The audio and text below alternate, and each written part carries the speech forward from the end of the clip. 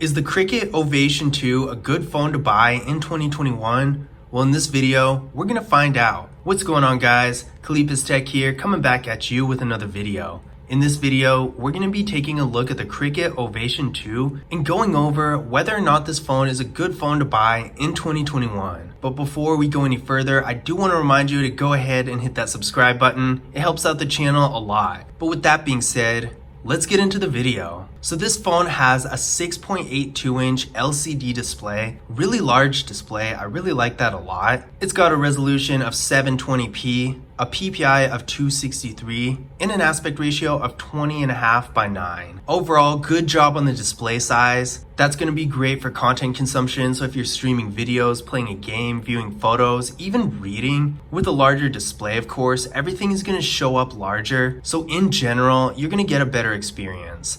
Now, one drawback of having a large display usually is that the phone ends up being too big and just unwieldy. But with this phone, it's really sleek and honestly doesn't feel very big. So you can easily put it in your pocket and forget it's there. So with this phone, there's really no downside to having a large display. We got an 8 megapixel front facing camera right up here, and it does take decently good photos. For storage, we got 32 gigabytes of internal storage with microSD card expansion. So this is something that I don't really care for about this phone. The storage isn't very big, not impressive at all. To put this into perspective, there are plenty of phones in this price range that have 64 gigabytes or more. So if you are somebody who uses a lot of space on your phone, maybe you have lots of apps, lots of photos and videos, that sort of thing, you might want to consider getting another device that has more storage. Because while you can use a microSD card for some kinds of things like photos and videos, I don't know about you guys, but I personally like to keep everything on my device. The microSD card is a good option to have, don't get me wrong,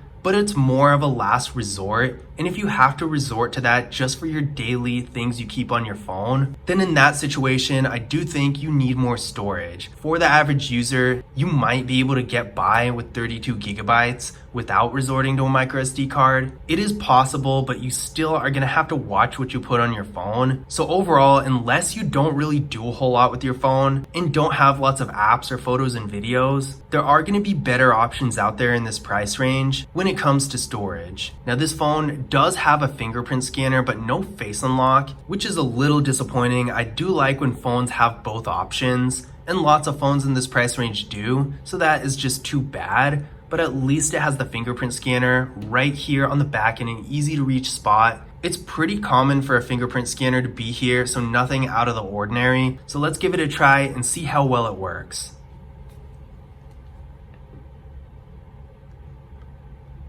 There we go, one more time.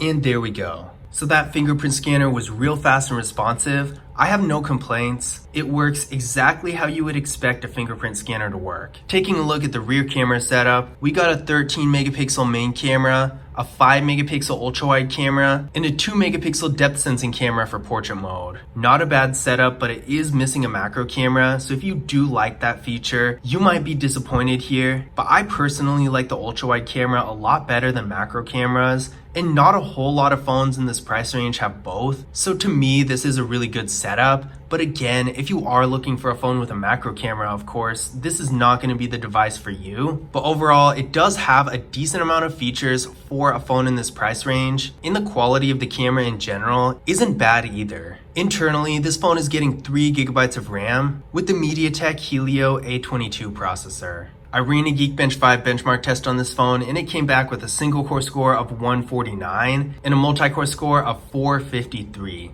This is not a very powerful processor. With this phone, you're not going to be doing a whole lot beyond basic mobile activities like talking and texting, and some light social media use, maybe a little web browsing, and some of the more basic games. But if you're trying to do more high-end gaming or video editing or something that takes more processing power, then this phone is not going to be the one for you, because this processor really isn't that strong. Even when you're just browsing the web, it's not going to be very fast. But if you're just doing more basic activities, activities and then just streaming content, because streaming videos doesn't take much processing power. So that's going to be fine. But if you're just going to be doing those activities, this phone should work out for you. But again, if you want to do more sophisticated things with your phone, like more high performance gaming, video editing, or just heavier web browsing in general, then you're probably going to want to look at a device with a more powerful processor. This phone has a 3900 milliamp hour battery, which might have been good a few years ago, but honestly in 2021, it's not that impressive. I've seen plenty of phones in this price range with 5000 milliamp hour batteries, and that does make a huge difference. Those phones can easily withstand heavy use throughout the day without ever having to charge. Whereas with this phone, I honestly wouldn't trust the battery that much.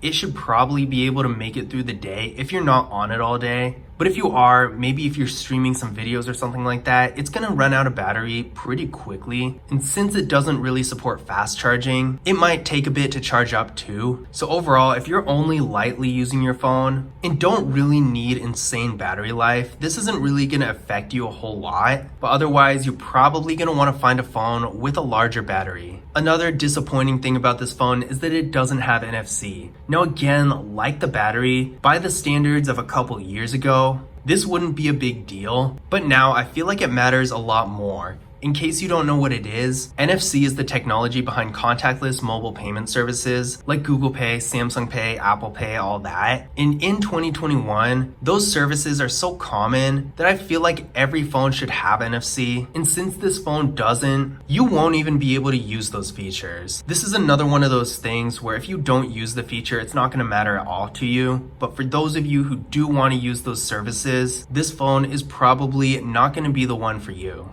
So in conclusion, is the Cricket Ovation 2 a good phone to buy in 2021? I think I'm going to give this phone a tentative yes, on the condition that you're only using it for specific purposes, because it does have its value. The thing I like most about it is the large screen. A 6.83-inch display on a phone in this price range isn't something you see every day, and that's going to be great for video streaming, or if you're reading or looking at a picture, anything where you're actually looking at things on the screen.